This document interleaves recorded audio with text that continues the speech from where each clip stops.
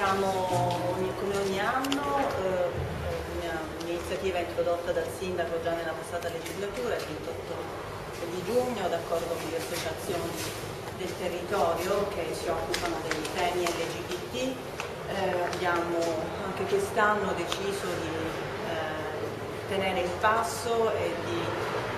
realizzare questa iniziativa che è simbolica, ma nei simboli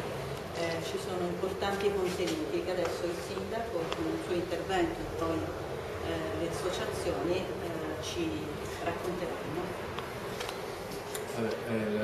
Noi abbiamo confermato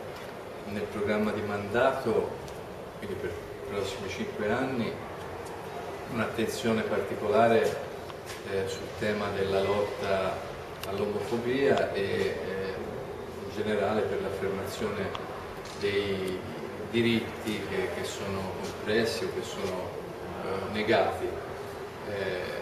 Quindi manteniamo questa iniziativa che ormai è nella nostra tradizione civica e credo sia un fatto importante. Quest'anno di solito l'abbiamo accompagnata con un'iniziativa anche di dibattito, di confronto, però quest'anno con l'elezione non siamo riusciti a programmarla, quindi ci promettiamo di fare qualcosa più avanti in collaborazione con le associazioni. Abbiamo partecipato a Viareggio, dove siamo stati chiamati e abbiamo portato la nostra testimonianza insieme alle associazioni che esprimono la presenza del mondo LGBT. Mi sono scordato perché poi ogni tanto si aggiunge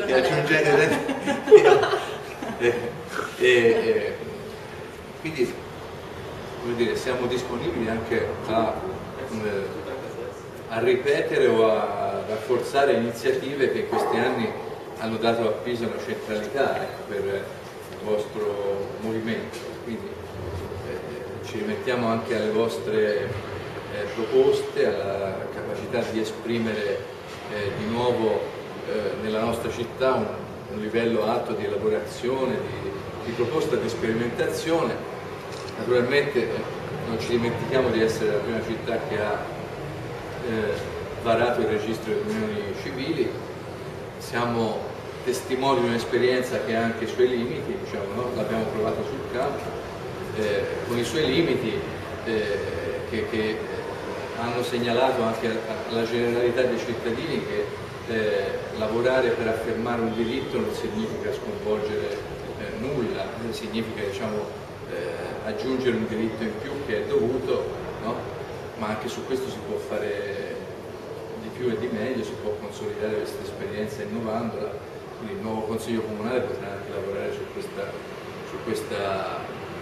traccia che ormai ha un significato storico per la città.